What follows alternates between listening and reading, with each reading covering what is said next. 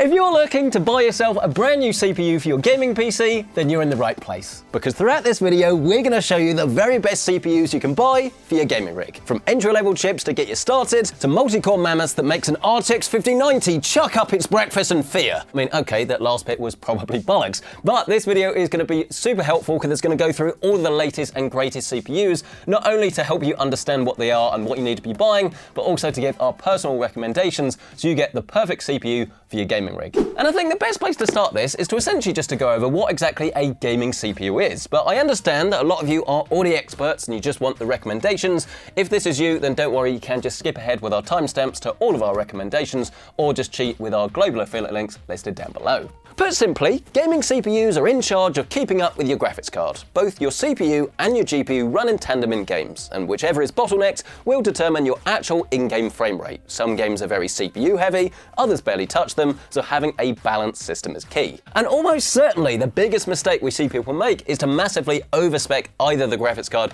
or the CPU and then just kind of leave the other one hanging. Just because something gets like a benchmark and it says that it's the absolute best, it doesn't mean it's the best for you. Don't go listening to everyone on the internet that says the best gaming CPU is the 9800X3D, this is what you need, because ultimately that's with an RTX 5090. If you're running something a lot more modest, which we almost certainly are going to be, then you actually might get a higher frame rate from going for a different component, which will then allow you to have more money and put it into your graphics card, or vice versa. And I'll also say this, it's massively important to realize that a gaming CPU is actually a bit of a red herring, as it used to just be a marketing term used to sell the most expensive CPUs needlessly to those with big pockets, but these days there actually are chips that are designed primarily for gaming called X3D, but more on that later. In my eyes, a gaming CPU actually isn't anything fancy. It is literally just a processor that is perfect for gaming, but then doesn't come with any extra features that you'd be paying for, but don't actually help in games. The main culprit here are these pesky high core count chips, with both AMD and Intel offering CPUs with literally hundreds of individual cores,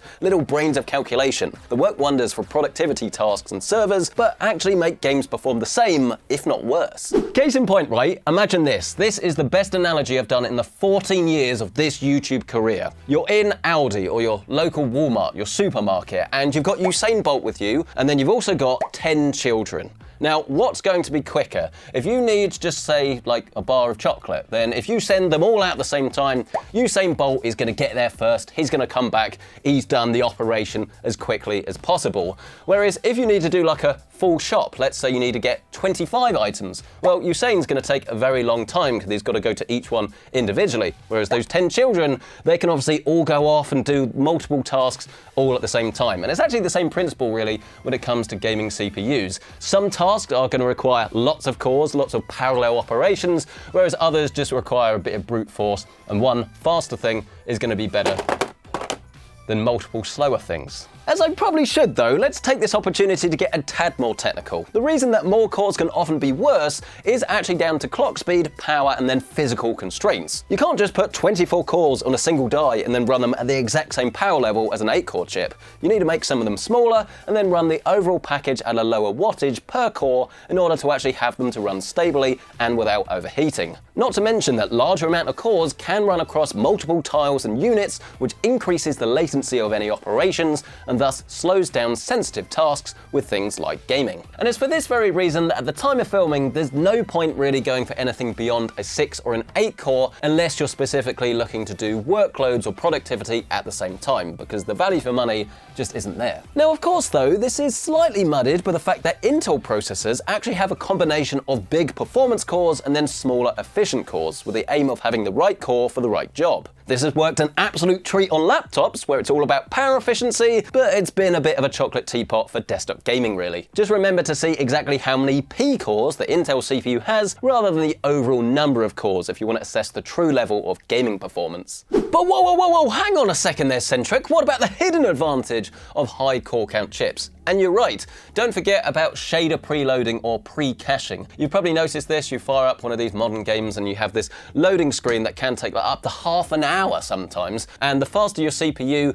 the faster this operation is going to complete, and the more cores you have, unlike most gaming scenarios, the better, because this operation will actually happen pretty quick. But you don't necessarily need to worry about this too much in my opinion, because this only happens once per game or when you change or upgrade your device drivers. So it's kind of up to you. Do you really think it's worth spending an extra £100–200 for more cores just to kind of affect you once per month? That's a decision that you ultimately have to make for yourself. Okay then, we're starting to get a good picture, good understanding, but what about the biggest question of all? Intel versus AMD.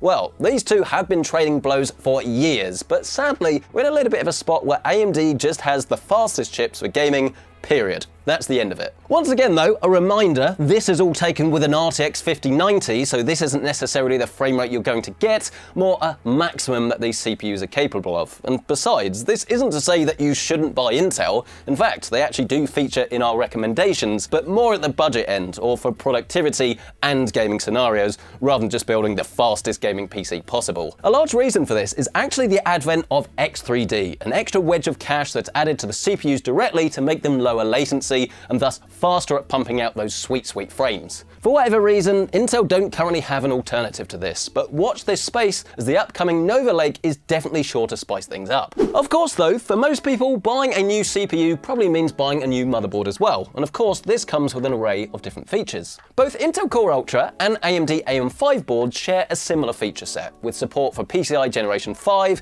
lots of SSDs, USB Type-C, Wi-Fi 7, etc, etc. And whilst of course they're going to vary on an individual basis, the main consideration for most people should be longevity. Just how long will you be able to buy and install future CPUs? And I think actually it makes sense to hang on to this board for a second to actually show you the socket. Look, this is an AMD AM5 motherboard. You can see our 7950X is sat inside there. It obviously just sits in, and then you put your cooler on top of this, obviously, so it doesn't overheat.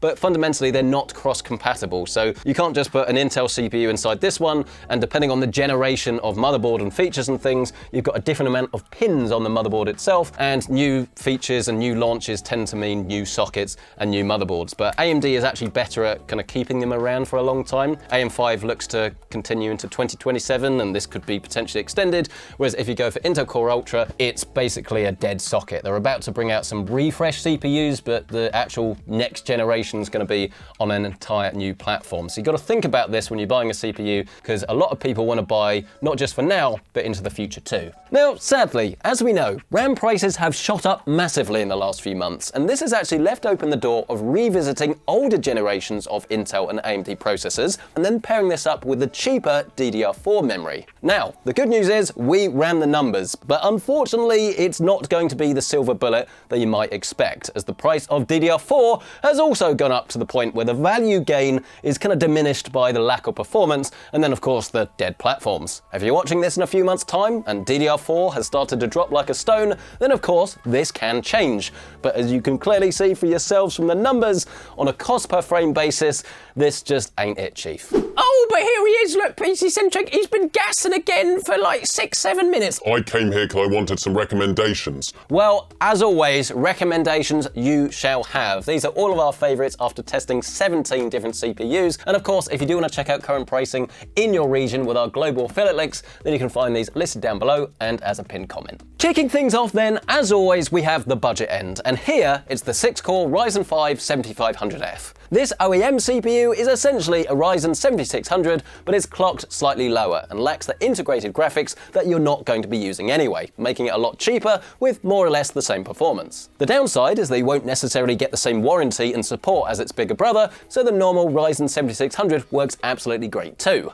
If this is still a little bit too much cash, then the used market can of course be a great place to get something cheap. It's always worth looking out for a great deal on eBay or something more local. Moving swiftly on, but sticking with our 6-core chips, we now have what I'd describe the best bang for buck, so we're getting a little bit more performance, but still maintaining fantastic value. Here, I'd pick either the Ryzen 5 9600X or the slower, but also way faster 7500 or 7600 X3D. It's a little bit weird as Europe gets the 7500, but America gets the 7600, and there's probably a little bit of weirdness in between. The 9600X is using the latest AMD architecture, so it should be faster in general tasks and less memory-intensive situations, whereas a lot of games will actually favour the 3D V-cache found on the 7500 and 7600, thus overpowering their less efficient architecture. Because it comes down to the game itself, I would recommend that you always refer back to benchmarks or just buy whichever one is cheaper and then take the average. If, however, you're wanting to buy a more general purpose system, then I've got to say that the best buy here would actually be Intel Core Ultra with a 245K. This 14-core chip packs 6 big cores and 8 little ones, but performs slightly faster than a 7600 in our gaming tests, and then has lots of capability beyond it. A great option if you don't mind the dead socket.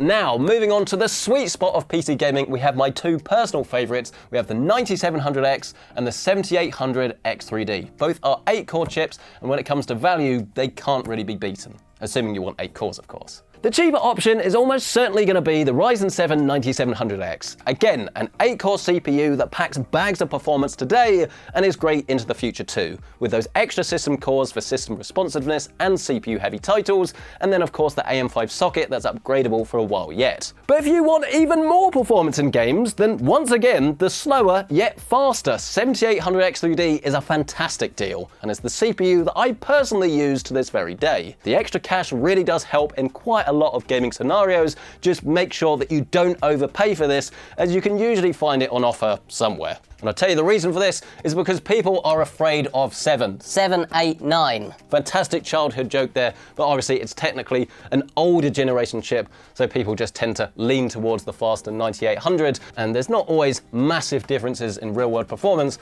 so I think actually for most people it makes a whole bunch of sense. But something else that makes a whole bunch of sense is if obviously you're going to use your PC for multiple things, a lot of workloads as well, but you don't want to compromise on gaming performance. This is where our high core count chips come in. I'm dubbing this section the jack of all trades CPUs, with the top picks being the Intel Core Ultra 7 265K and the Ryzen 9900X. The 12-core 9900X is probably going to be the best gaming choice, but then the 20-core Ultra 7 is an absolute beast when it comes to work and productivity. So finding the right combination depends more on your priorities of how much you favour productivity over gaming. If DDR4 gets a bit cheaper, then a huge shout out to the previous generation 14700K. This, paired with DDR4, puts up a fantastic fight and can be found for relatively low prices, and again works for just about anything. Just be sure to update your BIOS to the latest version to avoid the microcode issues that 14th gen chips had at launch. But okay, that's enough about work. Boring. How about the thing that matters more than anything else? I've got a decent amount of chunk of change to spend.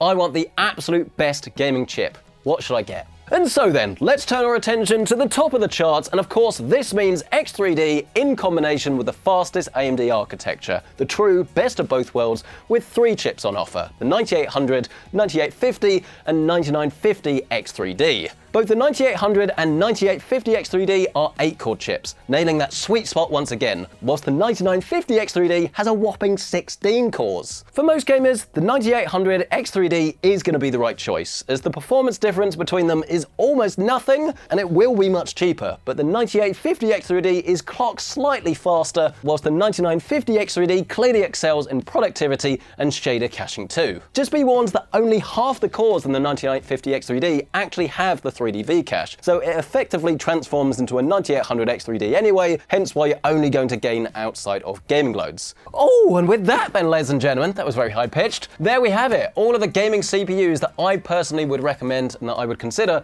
if I was building a gaming PC. We'd love to hear your thoughts on this. Is there something that we've missed, something that you're running you love? Let us know down in the comment section below, but of course, if you do want to check out current pricing, because this changes all of the time, then we'll leave all of our favourites, everything featured, with our global affiliate links listed down below. But if you've enjoyed this video, please get subscribed, smash that like button, again, massively helps out. We'll catch you in the next one.